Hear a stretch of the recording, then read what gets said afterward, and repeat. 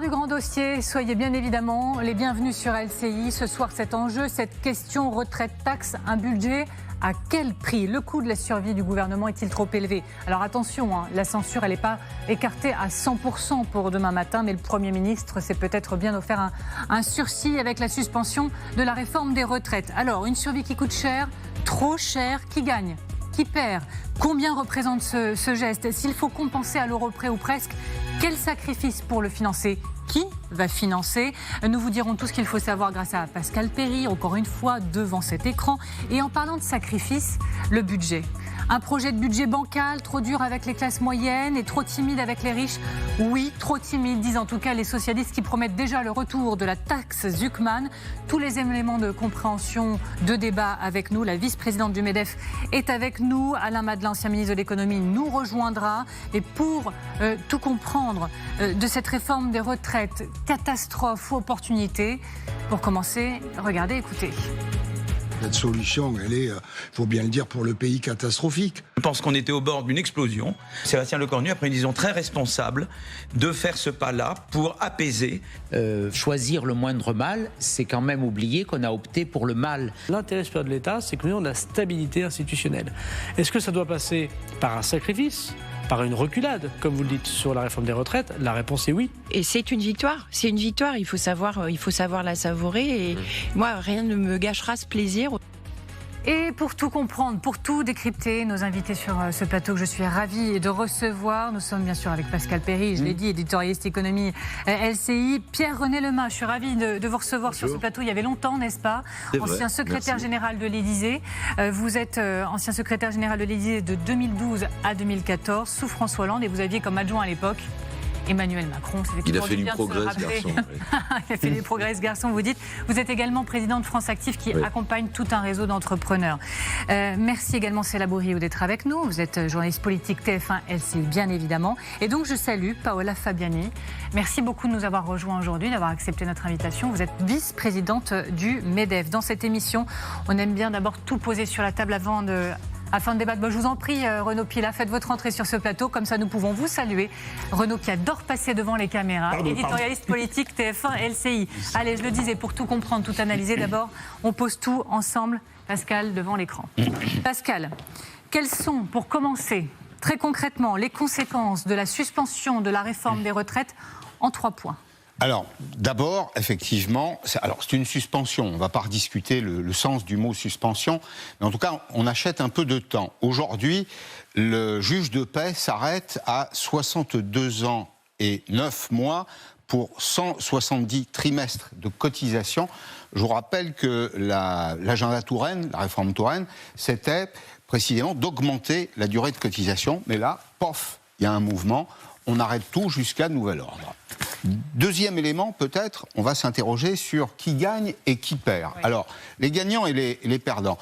Les gagnants, c'est la génération de 1964, puisqu'elle est concernée par l'arrêt de la réforme. Et puis, c'est toutes celles qui vont venir juste après. En réalité, il y a 5 générations qui sont gagnantes, 65 à 68. Et ça concerne 3,5 millions de personnes, 3,5 millions de personnes qui sont hors la réforme, donc qui vont y échapper momentanément. Alors, combien ça coûterait, Pascal? Alors, peut-être qu'on dit un petit mot des perdants. Quand avant vous n'y ça, alliez pas, je me suis dit j'avance, mais... Les gagnants, les perdants, pardon, c'est tout à fait de ma faute. Les perdants, c'est ceux à qui, ça va très vite, c'est ceux à qui, en réalité, la réforme s'est déjà appliquée. Donc, ce sont les générations 1961 à 1963. Ce que ça coûte, en effet, c'est la question qu'on se pose. Alors moi, je considère que les estimations sont sous-évaluées. Je pense que le chiffre de 400 millions d'euros qui est avancé par le Premier ministre est en dessous de la réalité. D'autres instituts très sérieux considèrent que ça coûtera entre 500 et 800 millions d'euros. Mais on va retenir le chiffre qui est de 400 millions d'euros et puis on fera les comptes après. Oui. Parce qu'on aime bien sur LCI revenir on adore sur ces éléments. Confirme. Et puis 1,8 milliard d'euros pour 2026. Alors si on examine un coût complet, vous savez, quand on arrête une réforme de cette nature, ce sont des prestations en plus qu'il faut verser et ce sont des cotisations en moins. Donc pour moi, le coût complet est plutôt autour de 3 milliards d'euros que 1,8 milliard d'euros. Oui, c'est bien supérieur. Merci beaucoup Pascal. Alors, qu'en pensez-vous ?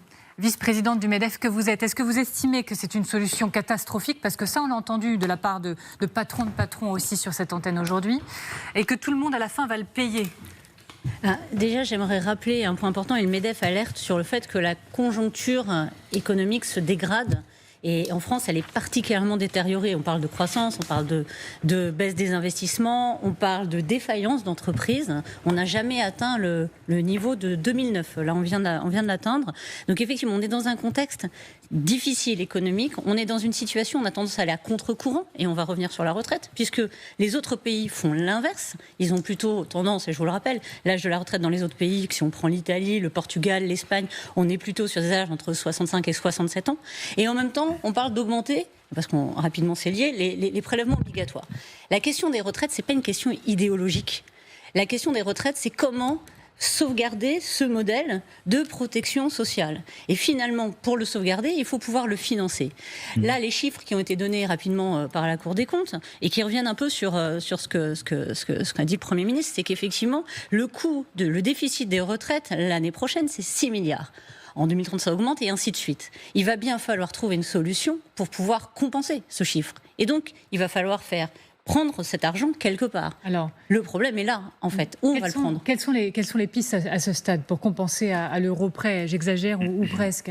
Écoutez, c'est faire des économies partout où c'est possible. Ce sont des économies, vous savez qu'il y a 3 fonctions publiques, l'État, les collectivités, la fonction publique hospitalière.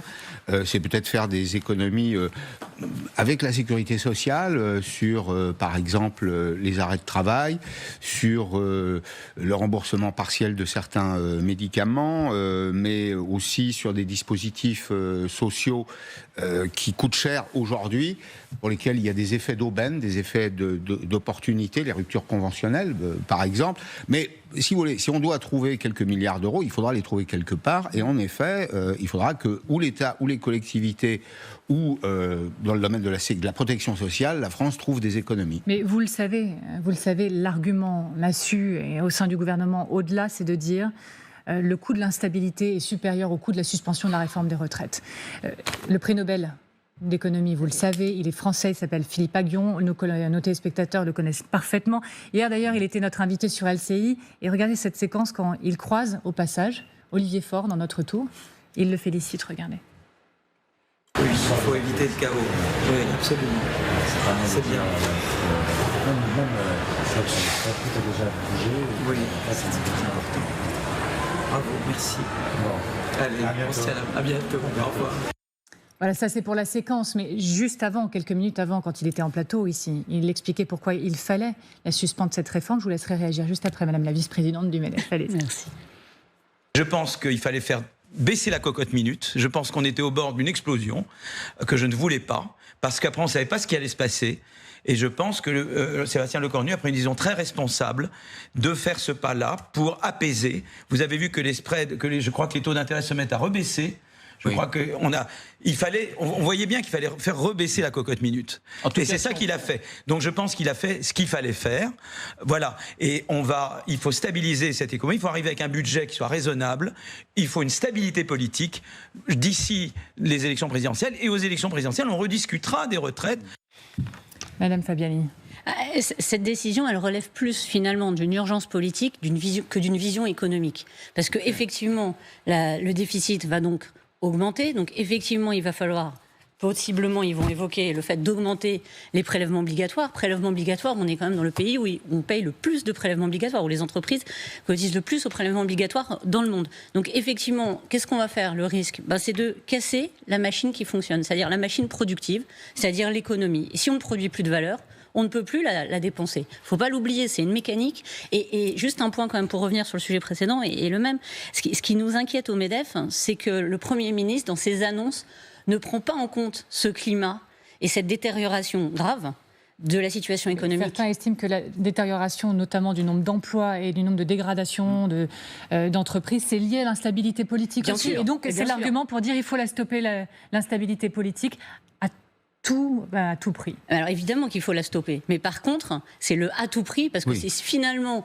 la stopper au prix de la valse fiscale et de ne pas avoir de possibilité de stabilité fiscale, c'est encore pire. Alors, Pierre-René Lemar. Il y a un vieux philosophe grec, ça m'est venu tout à l'heure en arrivant, qui est Platon, et qui disait « Dans l'État, n'entreprends pas plus que tu ne peux persuader. Platon, ça veut dire, ok, bien sûr, la situation est grave, mais moi je crois profondément que Lecornu avait parfaitement raison d'entrer dans cette logique. Et puis, réellement, sur la réforme des retraites, je veux rappeler simplement une chose qui est un peu, j'ose pas dire historique, ça date d'il y a 4 ou 5 ans, 6 ans. Ça démarre en 2019, avec le rapport de M. Delevoye.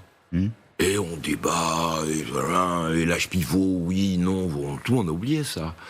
La retraite par points. Permia, est-ce que c'est à point, comment fait. Puis, hop, disparaît un jour M. Delevoye, arrive M. j'ai oublié son nom, Pietraszewski. Voilà. Alors, il arrive, secrétaire d'État chargé du même sujet. On finit par avoir un projet de loi. Alors, souvenez-vous, c'est un débat où on disait, est-ce qu'il faut faire une réforme structurelle ou est-ce qu'il faut faire une réforme conjoncturelle? D'ailleurs, c'était encore plus techno que ça. On disait, est-ce qu'il faut faire une réforme paramétrique ou est-ce qu'il faut faire une réforme de fond? Bon, alors on arrive, 2020, tout ça est voté par 49.3. Le Covid, ça s'arrête. On reprend sur une réforme, alors, basique de chez basique. C'est-à-dire, il n'y a plus d'ambition, il n'y a plus de réforme structurelle, il n'y a plus de prise en compte de l'avis du patronat comme des organisations syndicales. On dit, on va augmenter l'âge de la retraite. Tout le monde est contre. Le premier qui était contre, d'ailleurs, c'était M. Macron, quelques années avant, qui disait sur une réforme qu'il ne faut sûrement pas faire, elle est absurde. Et c'est même une des raisons pour lesquelles il a fait partir M. Delevoye. Et on arrive aujourd'hui dans une situation où tout est bloqué. On va démarrer sur une concertation, ce que le Premier ministre a annoncé, avec les partenaires sociaux, pour trouver une solution pérenne sur les retraites. Alors oui, je suis d'accord, on va perdre du temps. On va perdre du temps, on va prendre ce risque. Enfin, on aurait gagné du temps si on avait fait ça il y a 1 an et demi. Votre réponse? On a vu l'épisode du conclave. Alors nous, le MEDEF étant la première organisation patronale, évidemment, de bonne foi, on s'est prêté au jeu et évidemment... Vous le ferez à nouveau ou pas? On va voir les conditions. Donc pour le moment, vous ne dites pas oui à l'invitation du Premier ministre pour une concertation, une nouvelle conférence sociale? On dit surtout qu'on ne veut pas faire un conclave bis. Vu le résultat des conclaves, si c'est pour qu'on se mette de bonne foi à une discussion qui est faussée, à partir de là, ça ne peut pas fonctionner. Je peux me permettre une question, madame? La responsabilité de l'échec du conclave revient notamment au MEDEF et notamment à 2 branches. Non, mais pas seulement. Non, je vous exonère de toute responsabilité intégrale. Mais il y a quand même une petite responsabilité des patrons, notamment de l'UIMM, la métallurgie, et le bâtiment. Pour de bonnes raisons d'ailleurs, pour de bonnes raisons techniques liées à la mesure de la pénibilité. Est-ce que vous pensez que ces obstacles peuvent être levés? Je pense surtout que dans le cadre du conclave, les règles du jeu étaient un peu faussées. Et donc effectivement, selon les règles et selon la liberté qu'on laisse aux partenaires sociaux, on pourra effectivement aboutir à quelque chose. Mais on le voit parce que quand il s'agit du dialogue social, dans d'autres cas de figure, et on oublie de les citer, ça fonctionne. Ouais. Par contre, mettons le bon contexte et les bonnes conditions. C'est ça l'enjeu du conclave qui n'a pas été respecté dans le conclave. Franchement, comme M. Lecornu propose 1 an et demi de conclave, c'est plutôt une bonne piste. À voir comment c'est. Les Suédois ont mis 14 ans. Alors, je voudrais juste me tourner vers Salah Bougriou, parce que Salah Bougriou, vous connaissez, vous, les coulisses des décisions, de cette décision. Qu'est-ce qui a motivé, dans la dernière ligne droite, le Premier ministre à acter pour cette solution? D'abord, qu'on comprenne bien la logique, parce que c'est la base de tout le reste. D'abord, pour qu'on remonte un peu le fil, au départ, sur le premier gouvernement de Sébastien Lecornu, très éphémère, certes, mais qui a tout de même existé quelques heures, pour lui, il n'était pas question de revenir là-dessus. Et rappelez-vous d'ailleurs, il y a 3 semaines, dans Le Parisien, il expliquait que c'était une mesure inutile, puisqu'elle n'allait rien changer. Sauf que ce qu'il a marqué au fer rouge, c'est la chute de ce premier gouvernement, et il s'est rendu compte qu'en réalité, même en avançant sur d'autres sujets, la question de la réforme des retraites, ce qu'il dit en privé, c'est que c'est un carburant à populisme. Et que dans ces conditions, et au vu de la partition de l'Assemblée nationale, il n'avait pas d'autre solution que de le faire. Ensuite, pour reparler d'Emmanuel Macron, car vous le savez, il a dû évidemment donner son accord pour que cette décision soit prise. On ne peut pas le soupçonner, j'allais dire, d'être sourd souple et flexible sur cette question. Mais lui-même s'y est résolu. La décision a été actée quelques heures avant le Conseil des ministres lors d'un traditionnel tête-à-tête entre les deux têtes de l'exécutif, où il a bien compris que c'était soit avancer sur cette question-là, soit une dissolution. Par ailleurs, selon nos informations, le Premier ministre a énormément consulté pas seulement les politiques, mais aussi les financiers, les patrons des grandes institutions. Et les financiers lui ont dit que le coût de la suspension était inférieur au coût. Et la conclusion qu'il en tire, lui, de ces échanges avec des gens qui sont, j'allais dire, en première loge, c'est de se dire... En réalité, évidemment, nous sommes contre cette mesure-là, sauf que la dissolution aurait un prix bien plus lourd à payer que ce recul sur cette réforme emblématique. Merci infiniment. C'est là on a essayé de réviser un peu, bien sûr, avant de venir sur ce plateau. Et on a vu quand même sur les précédentes censures, le coût est estimé par certains à plusieurs milliards en termes de conséquences. Et je parlais de défaillance d'entreprise, mais ça c'est très concret pour ceux qui nous regardent.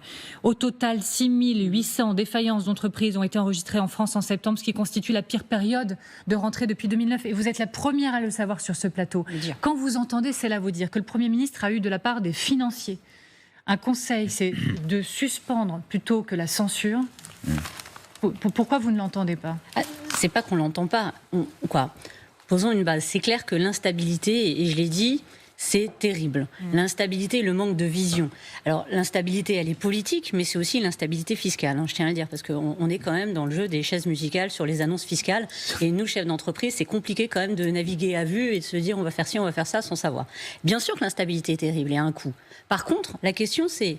On a un modèle de protection sociale qu'il faut financer. Ce modèle, on veut le pérenniser dans le temps.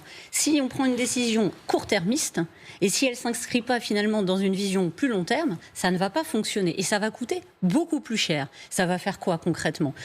Ces milliards de déficit dont on parle du coût de la retraite, si elle n'est pas réformée, ça va derrière avoir un impact sur les taux d'intérêt.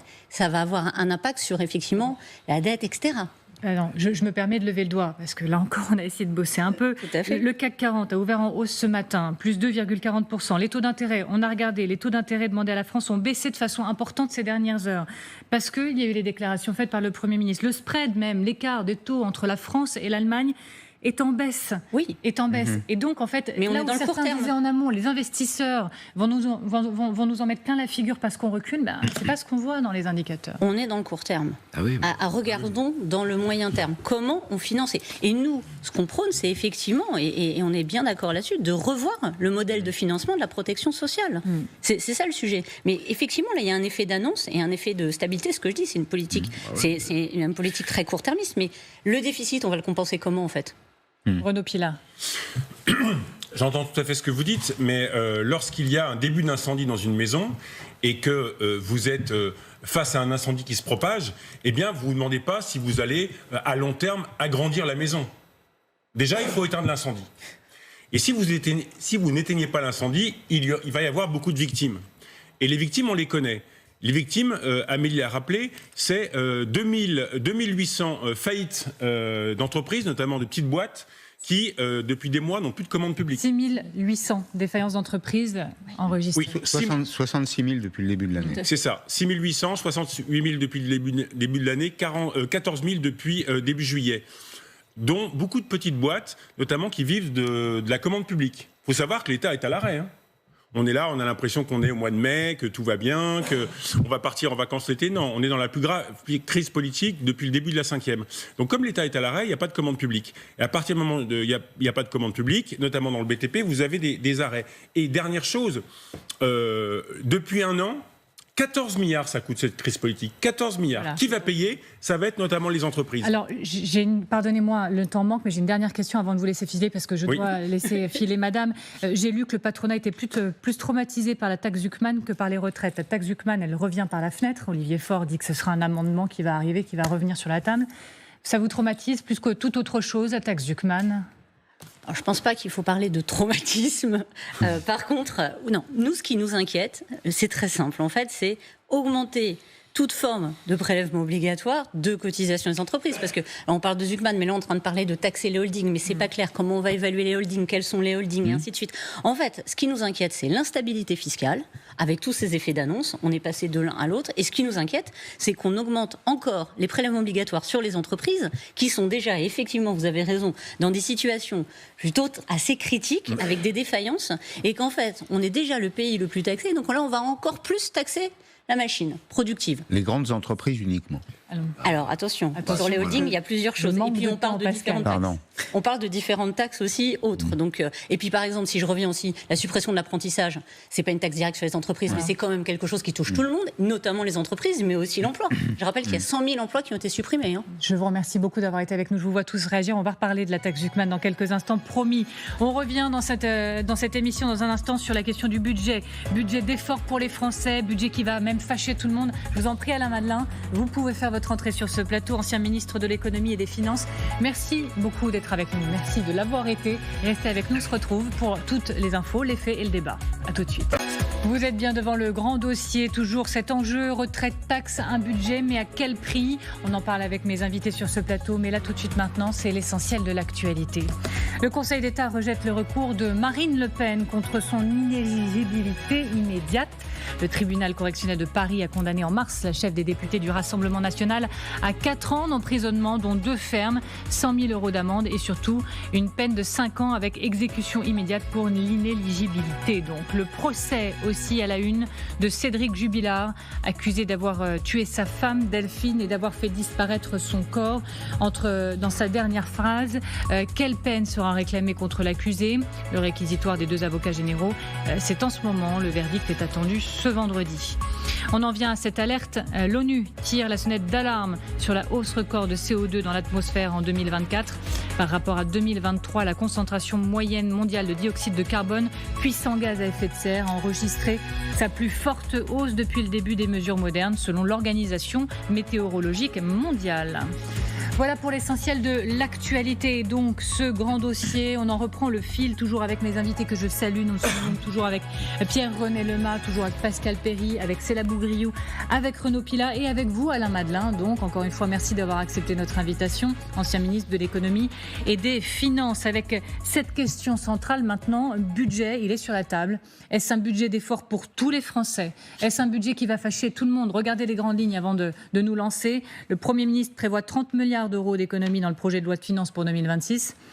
17 milliards de coupes dans les dépenses et 13,7 milliards de hausse de prélèvements.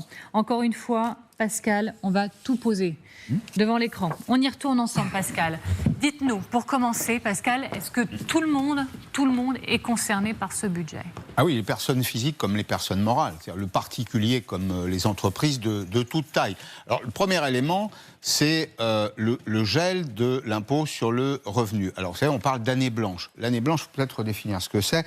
C'est pas de revalorisation en fonction de l'inflation. Ça se traduit donc par tous ces éléments. Vous aurez un gel du barème de l'impôt sur le revenu. Vous savez, quand il y a un peu d'inflation, en général, les revenus augmentent. Ils augmentent en général plus vite d'ailleurs que l'inflation. Ben là, on le gèle, ça fait 200 000 personnes en plus qui rentrent dans l'impôt et ça pousse toute la pyramide vers le haut. Vous avez des gens qui peuvent franchir un seuil puisqu'il y a des paliers à l'impôt sur le revenu des personnes physiques. Ce sera également le gel des prestations sociales et le gel des pensions de retraite. Je pense au passage que ce dernier élément sera amendé au Parlement et que les plus modestes seront probablement épargnés. Et les retraités particulièrement visés? Alors, les retraités sont particulièrement visés. Il faut dire que c'est une catégorie de la population qui est présumée avoir des revenus supérieurs aux revenus d'activité. Alors, c'est toujours une moyenne. Ceux qui nous écoutent ne s'y reconnaîtront certainement pas. Alors, l'abattement, vous savez, il y avait 10% de frais professionnels sur les retraites.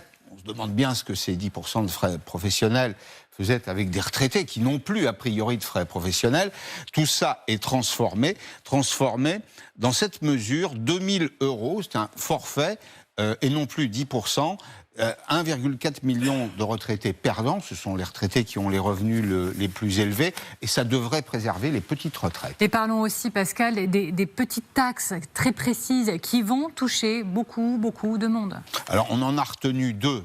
Il faudra aller jusqu'à 23h ce soir, pratiquement, pour les lister intégralement. Ça va pas être possible. Non, c'est pas possible. Le projet de budget 2026 qui va payer. Alors, il y a des choses qui sont très emblématiques. Vous savez, il y a cette petite taxe de 2 € sur les colis. Ça vise qui ? Ça vise, vous savez, les sociétés chinoises qui qui passent sous les radars de la douane et qui adressent des colis aux Françaises et aux Français. Un grand succès d'ailleurs. Taxe de 2 €, très symbolique. Il aurait pu être un petit peu plus sévère. Et puis, il y a une taxe sur le vapotage. Vous savez qu'il y a 2 types de fiscalité. Il y a une fiscalité de rendement, une fiscalité de comportement. Vapoter, c'est pas bien, c'est comme fumer. Et donc, boum, on y met un petit impôt. Merci Pascal Perret. On se retrouve dans un instant devant cet écran, puisqu'on va parler encore d'un autre sujet ensemble. Mais avant ça, Alain Madelin, un budget pour fâcher tout le monde ? Qu'est-ce que l'on a cherché à faire ? Pas le meilleur budget, ça c'est clair. Depuis longtemps, on aurait dû arrêter avec le toujours plus et on aurait dû engager des réformes structurelles. Et là, on arrive à un moment où il faut payer une facture, bricoler dans une situation politique impossible quelque chose qui ait l'air d'un budget. C'est ce que l'on fait. Disons, vous parliez tout à l'heure de Platon. Le sage Solon, l'archonte Solon disait « Ce n'est pas les meilleures lois que je leur ai faites, mais les meilleures lois qu'ils pouvaient supporter. » Je crois qu'on est un petit peu dans la même situation. C'est le moins mauvais budget que l'on pouvait peut-être faire. Je dis le moins mauvais. J'attends. Parce que ça, on voit un budget à l'entrée. Ce qui m'intéresse, c'est la sortie. Vous savez ce que c'est qu'un dromadaire ? Dites-nous. Un cheval de course dessiné par une commission. On pourrait dire dessiné par une Assemblée nationale. Donc, vraiment, on va sortir un dromadaire. Hein. L'alliance avec les socialistes, je la trouve surréaliste. On pouvait peut-être pas y échapper. Mais franchement, les socialistes que nous avons, ce ne sont pas de gentils sociodémocrates allemands. Ils sont idéologistes, regardez leur programme, c'est un tas de dépenses nouvelles, c'est un tas de taxes nouvelles. Donc le contraire avec ce qui reste du socle commun. L'alliance des deux me paraît difficile, ils tiennent le volant à deux. Je te tiens, tu me tiens pas la barbichette. On va voir ce que ça va donner dans le. Ouais, il y en a surtout un qui tient le frein à main, non ? Vous ne croyez pas ? Je sais pas lequel. Les socialistes, non ? Est-ce que vous pensez, je sais pas, je poserai aussi volontiers la question à Monsieur Lemain. Qu'est-ce que vous venez de cet univers, vous avez été secrétaire général de l'ISI avec François Hollande. Est-ce que vous pensez que les socialistes vont être raisonnables et ne vont pas vivre la tentation du toujours plus ? Vous savez, le monde est extrêmement compliqué parce que, en dehors de la gauche, donc la droite dit qu'est-ce que ce serait bien des socialistes raisonnables ? Alors, les socialistes raisonnables sont socialistes de droite. Et l'extrême gauche dit franchement, vous n'êtes pas assez à droite. Hein, vous êtes trop à droite. Pas assez à gauche. Vous êtes comme ça. Donc, de toutes les façons, tous les acteurs politiques prennent des claques en ce moment. Le gouvernement s'est trouvé dans une situation où, d'un côté, ses partenaires possibles, c'est-à-dire LR, se coupent en morceaux, ont des états d'âme, se fâchent un dimanche soir. Donc, trouver un accord... Mais les socialistes, seront-ils raisonnables ? Alors, de l'autre côté, les socialistes, est-ce qu'ils sont raisonnables ? Franchement, j'en sais rien. Ce que je crois, c'est que c'est l'intérêt bien compris des uns et des autres, et d'une certaine manière, c'est l'intérêt général de trouver, à la fin des fins, un budget. Un budget pour faire fonctionner l'État, pour faire fonctionner la sécurité sociale. Une des raisons pour lesquelles la dissolution serait une catastrophe, c'est pas seulement pour des raisons politiques, c'est parce qu'on ne peut pas laisser l'État fonctionner sans avoir fait un certain nombre de choix budgétaires. C'est quand même la base, quoi. Donc là, il y a la recherche d'un compromis. Le budget tel qu'il est présenté par M. Lecornu, j'ai entendu que vous aviez dit, je crois hier ou avant-hier, c'est un budget socialiste. Oui, social. Non, je crois que vous avez dit budget socialiste. Les deux. C'est parce que vous êtes social taquin. Et socialiste, ouais. Le budget, pour l'instant, c'est le budget de M. Lecornu. Les socialistes, en dehors de l'affaire des retraites, vont sans doute faire des propositions complémentaires, des amendements, des modifs. Vous croyez ? J'ai comme ça une intuition, une toute petite intuition. Mais pour l'instant, ce dont on parle, c'est le budget Lecornu. Alors évidemment qu'il va être corrigé au fur et à mesure des débats parlementaires. Et dans la mesure où le gouvernement aujourd'hui ne peut tabler réellement pour la non-censure que sur les socialistes, il va falloir qu'il fasse d'autres concessions. Alain Madelin. Oui, je disais que je ne voyais pas le résultat, parce que la question était de savoir qui tient l'autre. Je n'en sais rien, c'est pour ça que j'ai dit « je te tiens, tu me tiens ». Pourquoi ? Parce que, effectivement, les socialistes peuvent faire chanter le Premier ministre, et c'est sans doute dangereux, compte tenu des excès de ce qu'on a vu dans leur projet de budget. Mais à l'inverse, ils sont toujours arrêtés par une menace de la dissolution. Et je crois, si je regarde un peu la carte électorale, que c'est un élément qui, au-delà de l'intérêt général, bien sûr, pèse un petit peu dans le sujet. Alors, vous le savez, certains estiment que le budget est un problème, non pas parce qu'il demande des efforts à tout le monde, mais parce qu'il ne demande pas suffisamment d'efforts. Il y a une information ces dernières heures, par exemple, la France prévoit d'emprunter un montant record de 310 milliards d'euros l'an prochain. La France va emprunter un montant record de 310 milliards d'euros en 2026 sur les marchés, soit 10,1% du PIB pour financer quoi ? Le déficit public, refinancer les dettes arrivant à échéance. Certains disent quoi ? On continue la vie à crédit, et ça pour eux, c'est plus grave que tout ce qu'on est en train de se dire. Bien évidemment, tous les 15 jours, on emprunte sur les marchés. 15 milliards. Pardon ? 15 milliards. 15 milliards. Ça, c'est une somme record. La bonne nouvelle depuis le discours de Lecornu hier, c'est que les taux d'intérêt baissent un petit peu. Nos prêteurs disent, bon, on espère que le gouvernement ne va pas chuter. Mais ce qui est très intéressant dans ce débat, c'est qu'on a affaire à un Rubik's Cube, mais qui a été mal construit par le constructeur. Donc d'habitude, le Rubik's Cube, on y arrive, et là, on ouvre la boîte, on n'y arrive pas. Donc il va bien falloir essayer de modifier de façon incroyable le Rubik's Cube. À partir du moment où vous avez un régime qui est maintenant parlementaire, et ça, je crois qu'il faut toujours l'expliquer, nous sommes maintenant dans un régime parlementaire. L'abandon du 49.3, c'est une rupture constitutionnelle majeure. Hier, la phrase que j'ai retenue, moi, de Sébastien Lecornu, outre la suspension de la réforme des retraites, la loi se fera au Parlement et plus à Bercy. Pourquoi ? On peut raconter les coulisses ici, toujours sur LCI. Roland Lescure et Amélie de Montchalin, ils étaient contre la suspension. Ils étaient contre. Ça, dans les dernières heures, lundi, Bercy était contre. Hier, Sébastien Lecornu parle à Bercy en disant non, maintenant c'est ici, c'est au Parlement, on est en régime parlementaire. Donc certes, vous avez fait un budget, mais ça se passera ici. Donc à partir du moment où vous êtes en régime parlementaire, et je suis entièrement d'accord avec Alain Madelin, mais Alain Madelin, c'est totalement normal qu'on ne connaisse pas le budget. En régime parlementaire, on ne connaît pas la fin de la course avant qu'elle ait lieu. Et donc jusqu'à la fin décembre, on va avoir la droite, la gauche, les écolos, le RN, LFI, qui vont batailler point par point pour imposer leur position. C'est exactement comme ça que fonctionne un régime parlementaire. Et si à la fin, on a fait ça par-dessus tête, on fait les ordonnances. Alain Madelin, oui, c'est ce que j'allais dire. C'est-à-dire, on n'est même pas sûr qu'on en aura un budget. Oui. Donc on va peut-être avoir un monstre à l'arrivée, et il faudra passer un autre texte. On ne sait pas lequel, d'ailleurs. Bien sûr. On ne sait pas lequel. Normal. On ne sait pas si c'est le texte de début ou le texte de la fin. Il y a un problème constitutionnel là-dessus. Donc, à l'arrivée, effectivement, un budget par ordonnance. Alors, monsieur l'ancien secrétaire général à l'Élysée. Ce qui est difficile, quand on commente à chaud, c'est que forcément on se brûle. Donc, si on prend non, les vieilles, la formule. Mais elle est efficace. Non, elle n'est pas si vieille que ça, d'ailleurs. On prend un peu de recul, on est obligé, on aurait pu avoir une situation que j'appelle simple, c'est une situation de cohabitation. Cohabitation. Ça, c'est au moins, on aurait compris quelque chose. Monsieur le ministre Madelin connaît ce genre de situation. Voilà. Le président de la République se serait étouffé de voir disparaître les mesures fiscales qu'il a prises au début de son premier quinquennat, mais ni plus ni moins que Mitterrand quand il a fallu subir, de son point de vue, les privatisations d'entreprises qu'il avait nationalisées. La vie politique est dure, mais c'est la vie politique. On n'a pas une situation réelle de cohabitation parce que le président de la République n'a pas voulu se mettre dans ce genre de situation. Et parce qu'il n'y a pas de majorité de rechange. Non, il n'y a pas de majorité, ça change tout. Pas seulement.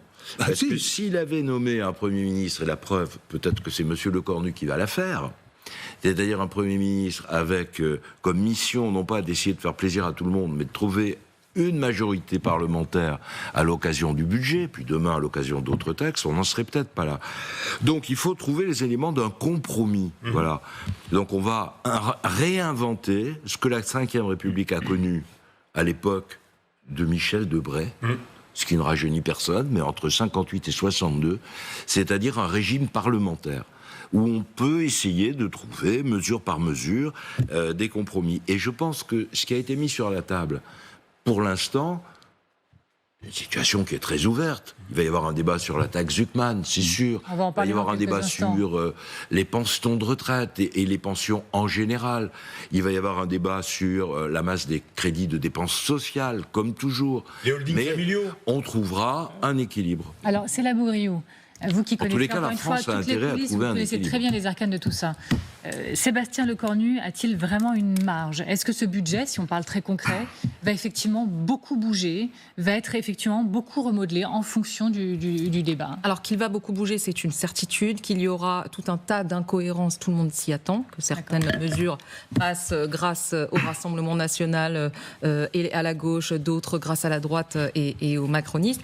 Et puis il y a aussi cette crainte aujourd'hui de se dire, Sébastien Lecornu a-t-il été pris au piège en annonçant renoncer à ce 49.3? Vous parliez, monsieur le ministre, à l'instant des ordonnances, certes, mais selon nos informations, il n'est pas très emballé par l'idée de passer par ce biais-là.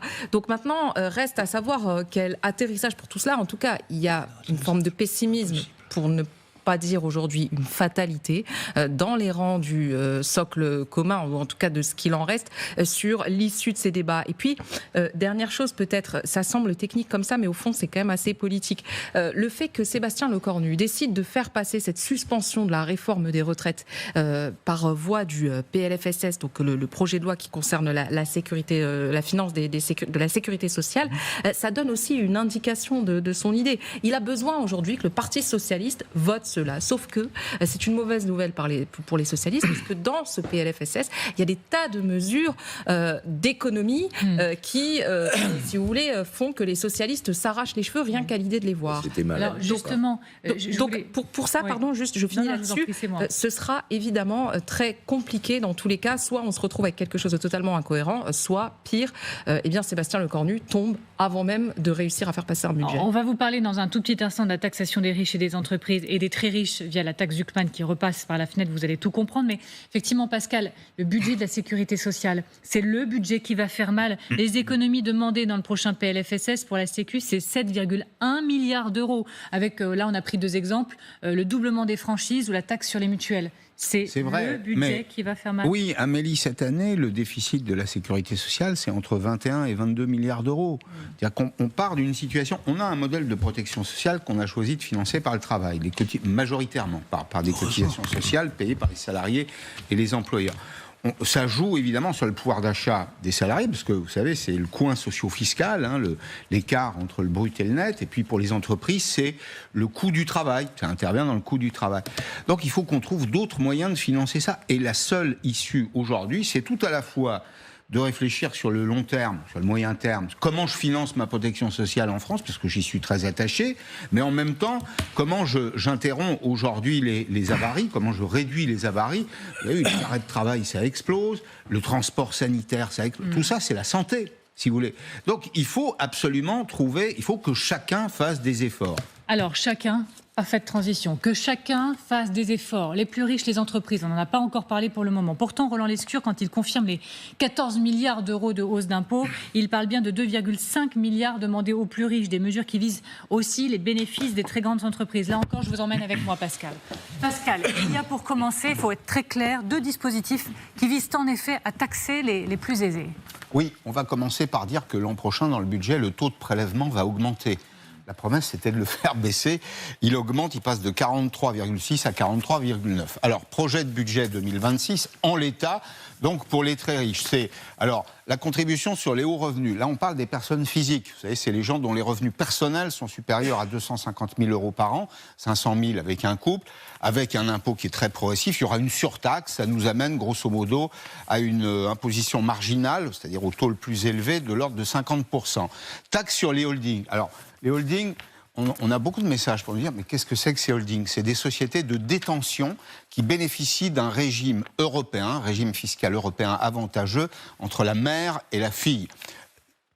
La holding, c'est la maman. Elle détient des filiales. Et en effet, on peut faire remonter de la trésorerie et éviter l'impôt sur les sociétés. Donc là, ce sont 2 mesures qui devraient rapporter 2,5 milliards d'euros.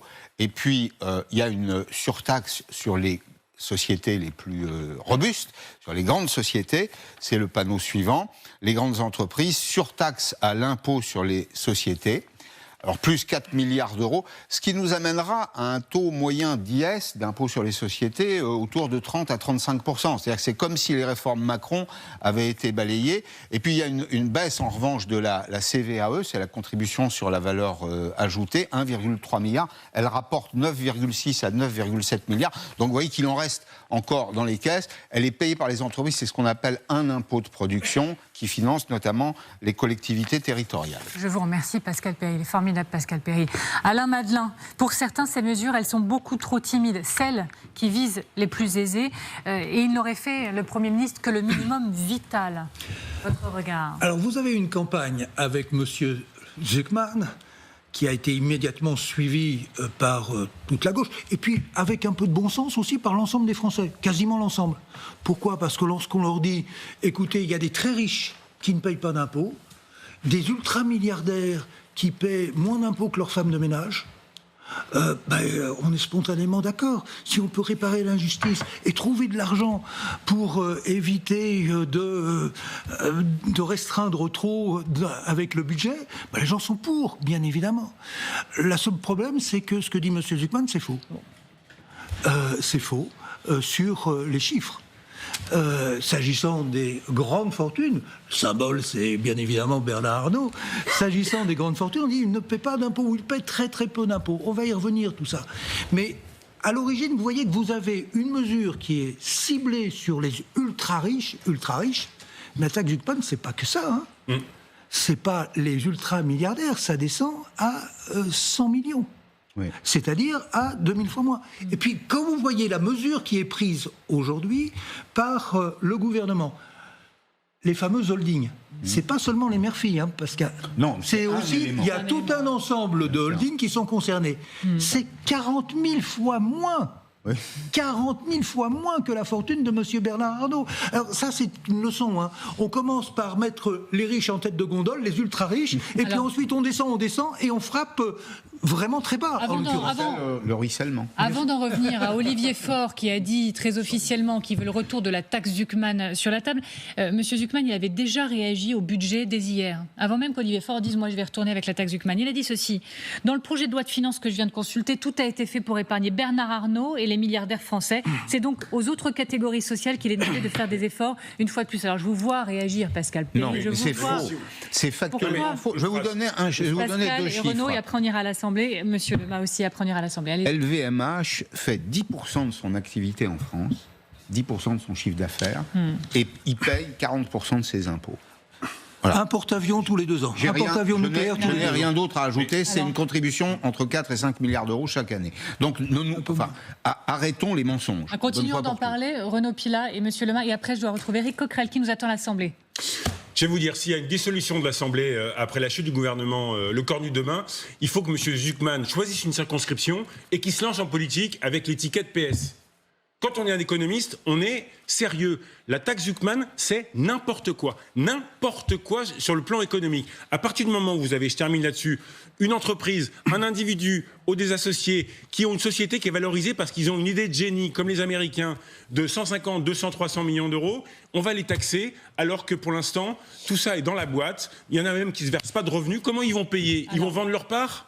Monsieur Lema, je viens vers vous dans un instant, mais je le disais, on est attendu par Éric Coquerel à l'Assemblée nationale qui a accepté notre invitation. Merci encore une fois de l'avoir accepté. D'ailleurs, monsieur Éric Coquerel, député La France Insoumise de Seine-Saint-Denis, vous êtes président de la Commission des Finances. Avant de vous entendre, écoutons les mots d'Olivier Faure que j'évoquais il y a quelques instants et qui demande justement ce retour de la taxe Zucman. Olivier Faure, allez-vous réintroduire la taxe Zucman par amendement ? Oui, bien sûr. Oui. Bien sûr. Vous allez réintroduire la taxe Zucman par amendement. Et nous verrons à ce moment-là qui est pour et qui est contre. Éric Coquerel, vous dites merci Olivier Faure de vouloir le retour de la taxe Zucman. Mais il faut que vous sachiez une chose, c'est qu'en fait, un équivalent de la taxe Zucman avait été proposé en amendement par nous et par les autres groupes de gauche dès l'an dernier au moment de la réforme Barnier. Et ceux qui ont relancé cette taxe, c'est les écologistes, avec notamment Eva Sas dans une proposition de loi. Donc je veux bien qu'on mette un made in parti socialiste, mais enfin c'est quand même un peu fort. Donc j'ai pas spécialement à me situer par rapport à ce que veut faire Olivier Faure. Mais par contre, je peux vous expliquer pourquoi, contrairement à ce que disait Renaud Pilat, la taxe Zucman est effectivement pas le seul. Il peut pas être tout seul, mais un bon outil pour un peu plus de justice fiscale et surtout de rendement fiscal. Bah alors dites-nous, Éric Coquerel. Et on en débat après. Tout simplement parce que voilà, c'est une histoire qui remonte à 1980. 1980, quand on crée l'ISF, il y a un amendement qui est déposé. Apparemment, les gens de l'époque, l'ont appelé amendement Bettencourt. Vous allez comprendre pourquoi. C'est un amendement qui, au moment du calcul de l'ISF, a exclu les biens professionnels de ce calcul. Bien. Alors, j'entends tout de suite ceux qui, comme Renaud Pilat, disent mais comment, c'est normal, on va exclure les usines. Mais la question n'est pas là, c'est que du coup, on a exclu surtout ce qui, à 90%, sont des actifs financiers.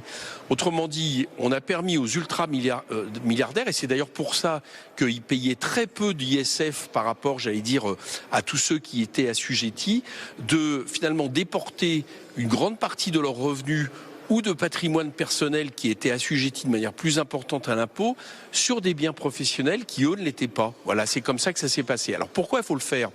Parce qu'une étude qui a été faite sur les... On parle bien des très grosses fortunes, c'est-à-dire on parle des gens qui ont plus de 100 millions d'euros de patrimoine. Et l'étude qui a été faite il y a 2 ans par l'Institut des politiques publiques sur des chiffres de Bercy, donc c'est incontestable, montre que par exemple vous prenez les 175 milliardaires de ce pays, ils payent quasiment pas d'impôt sur le revenu. C'est-à-dire que ils ne payent quasiment pas d'impôt physique. Éric Coquerel. Par contre, ils payent, bien évidemment... Oui, je peux finir ? Je vous en prie. Ils payent... à certains impôts sur les sociétés qui, comme les revenus du capital sont assez avantagés, fait que, en gros, sur leur taxation globale, ils sont imposés, toute taxation comprise, à 25%, quand les Français en général le sont à 50%, si je prends en considération tout ce qui est cotisation. Donc on se retrouve dans une situation où ceux qui sont ultra riches dans ce pays sont quasiment imposés 2 fois moins parce qu'ils ont transféré leurs revenus dans les biens professionnels. C'est pour ça que... Là, je me permets... C'est pour ça, et je termine là-dessus, que la taxe Zucman... Je termine là-dessus. La taxe Zucman a l'intelligence d'aller récupérer cet argent qui a transité vers des biens professionnels avec un palier à 2%. Et ce qui est important de dire, c'est qu'on va diminuer de ce palier, ces 2%, tout ce que ces gens payent en impôts sur le revenu et autres. Alors, voilà la taxe Zucman. Il me semble qu'elle est assez judicieuse. Ce que je voulais vous dire, c'est qu'on a le temps et c'est ça qui est bien. Alors, on va le prendre. Je vais vous laisser entendre la réaction d'Alain Madelin. Après, on marquera une pause et on continuera le débat ensemble. Bonjour. Je l'imagine, sa réaction. Allez-y, monsieur Madelin. Oui, non, je vais essayer d'être factuel.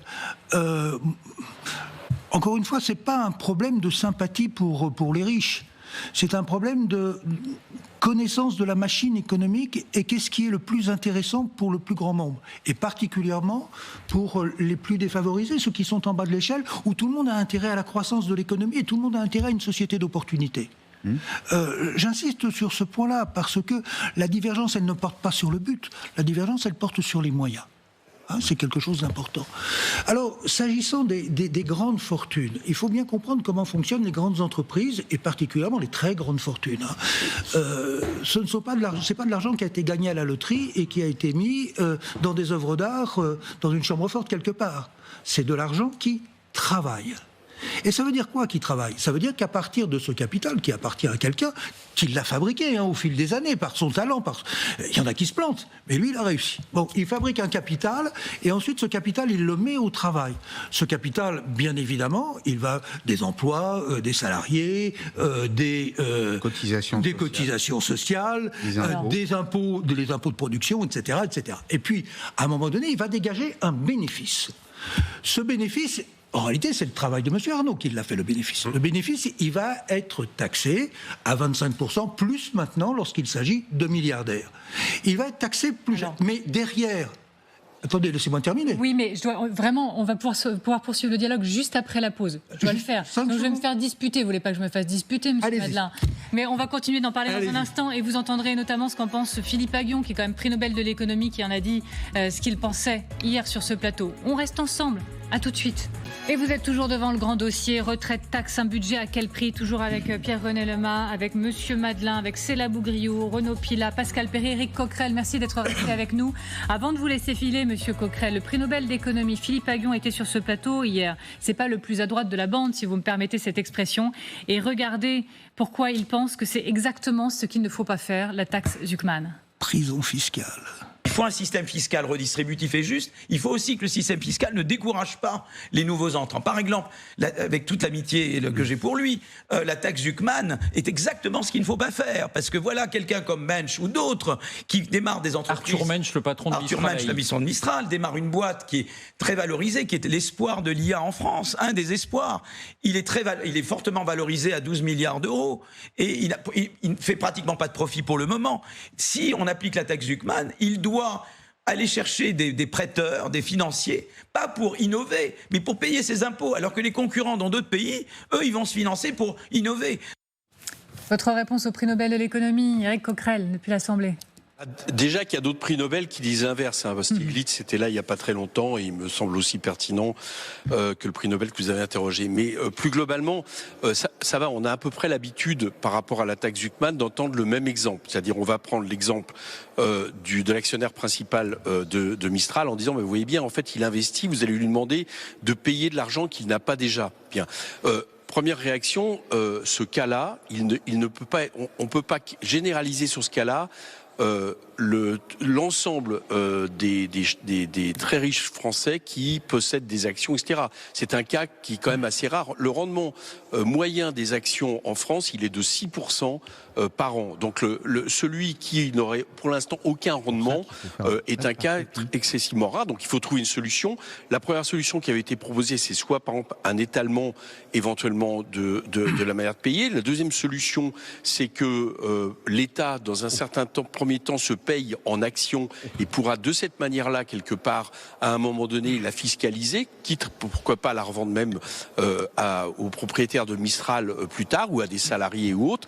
Et puis, la troisième chose aussi qu'il faut dire, c'est que vous parlez de monsieur Mensch, qui est quelqu'un, moi je l'ai entendu, qui me paraît très intéressant, et qui d'ailleurs n'excluait pas l'idée qu'il fallait taxer. Moi je l'ai entendu là-dessus avoir un discours modéré. Mais lui disait déjà, par exemple, que Mistral, cette année, c'était 300 millions de bénéfices. Donc on n'est pas dans une situation où il va falloir attendre 10 ans. Bon. Donc d'un cas particulier, ne faisons pas un cas général. Le problème que nous avons de manière globale, c'est qu'on a quelque chose qui s'est amorcé en France et dans le monde depuis maintenant une vingtaine d'années, c'est que le capital est beaucoup moins taxé que le travail et que des gens accumulent un patrimoine, et je suis désolé avec Monsieur Madeleine, mais des actions, c'est un patrimoine, ça appartient aux biens professionnels, mais c'est un patrimoine qui enrichit ceux qui les détiennent et qui ne payent pas l'impôt correspondant à ce qu'ils devraient payer. La question n'est pas de les faire payer plus, qu'on entende bien. Ce que je vous ai dit tout à l'heure est très important, c'est qu'en fait, ces ultra-riches payent beaucoup moins que vous et moi d'impôts, ou de taxation globale dans tout sens. Donc la question est juste de leur faire payer ce qu'ils doivent. Quand on a des richesses, c'est normal de payer un minimum d'impôts par rapport à ces richesses. Et en plus de ça, on en a besoin au niveau de l'État. Voilà le système, et c'est pour ça qu'il me semble pertinent. Et je voudrais juste ajouter une chose. Par contre, il est vrai qu'on ne peut pas considérer la taxe Zuckman seule. C'est-à-dire qu'il faut l'associer à d'autres mesures qui, j'allais dire, corrigent à la base, cette fois-ci, la disparité qu'il y a eu entre une accumulation de patrimoine professionnel qui permettent de payer moins d'impôts, et puis le fait qu'en théorie, ces gens-là devraient payer aussi des impôts, j'allais dire, sur leurs revenus, sur leur patrimoine normal. Et je pense qu'il faut revoir l'ISF, ou un ISF progressif, et il faut un ensemble de taxes que nous proposons. Merci beaucoup, Éric Coquerel. On m'a dit que je devais vous laisser partir à 17h55. J'ai essayé de tenir parole. Il est 17h56. Merci Alice Cheminel à la caméra. Alain Madeleine, Pascal Perry, Monsieur Lemay, allez-y. Alain Madeleine. Je voudrais terminer sur ce que j'expliquais tout à l'heure. L'ultra-riche, je laisse de côté Mistral, etc., ni la moyenne entreprise qui va subir une sacrée fessée. Je me concentre sur la grande fortune, l'ultra-riche. On dit qu'il ne paie pas d'impôts. Non, grâce à son capital, il aura déjà rapporté toute une foule d'impôts, dont, bien évidemment, l'impôt sur les sociétés.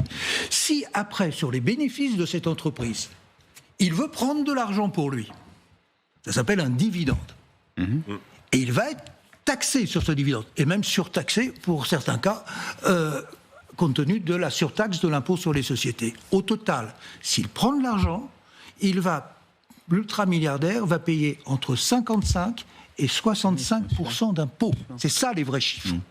Ensuite, on dira, ce que dit Zucman, à juste raison, c'est que, bien évidemment, cet argent, s'il ne le prend pas, s'il le laisse dans l'entreprise, tant mieux s'il le laisse dans l'entreprise, il va servir à fabriquer d'autres richesses, etc. Autre cas, et c'est celui qui est litigieux, il peut prendre cet argent qui est en trop dans l'entreprise en réalité, parce qu'elle n'a pas tous les projets que lui, il a par ailleurs.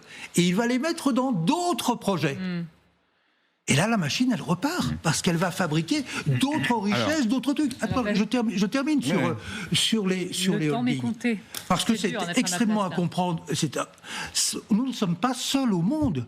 La taxe Zucman ne va pas être une nouvelle initiative franco-française, comme l'ont été les 35 heures ou comme l'ont été les 60 ans. Dès lors que nous ne sommes pas seuls au monde, bien évidemment, il faut regarder ce que font les autres, et ce que font les autres. Tous les grands qui, aux États-Unis, par exemple, se lancent dans les fusées, se lancent dans les ordinateurs, ce sont des fortunes qui, comme ça, ont réussi à se multiplier au travers des holdings. C'est ça l'avenir. Pascal, vous avez peu de temps. Très peu de temps. Parfois, la France insoumise sont fâchés avec les chiffres. Mistral AI, c'est pas 310 millions d'euros de bénéfices, c'est 310 millions d'euros de chiffre d'affaires. Et c'est zéro bénéfice. Zéro. Vous entendez bien. Je termine en vous parlant du cas d'une entreprise, les ETI, entreprises de taille intermédiaire dont on manque. Grande société de l'agroalimentaire au Mans. Je vous donne en mille, que fait-elle? Des rillettes, évidemment. 250 millions d'euros de chiffre d'affaires, 100 millions une personne centimillionnaire avec les actions. Vous lui dites taxe Zucman, il dit ok, je paye la taxe Zucman, mais l'an prochain je devais créer 60 emplois. C'est l'équivalent de ce que je vais payer en taxe Zucman, je ne créerai pas les emplois. Monsieur Lemar, et ce sera la conclusion. Non mais je suis confus d'être en désaccord total. Je ne suis pas d'accord. La taxe Zucman, c'est pas l'abomination de la désolation. Dès qu'on commence à vouloir inventer un mécanisme fiscal qui puisse toucher les plus riches... Pourquoi on est seul au monde? Attendez, la réponse Pourquoi on est seul au monde? On est seul au monde... Oui. Sur d'autres sujets. On a une gastronomie qui... Oui, pour les 35 heures, pour les 60 ans, on était seul au monde. Non, mais on est seul au monde pour des tas de choses. Moi, je crois... J'ai envie qu'on en devienne théorie, normal. Si vous m'autorisez, monsieur le ministre. Je crois en théorie, je crois comme ça, en l'air, à la théorie du patron vertueux.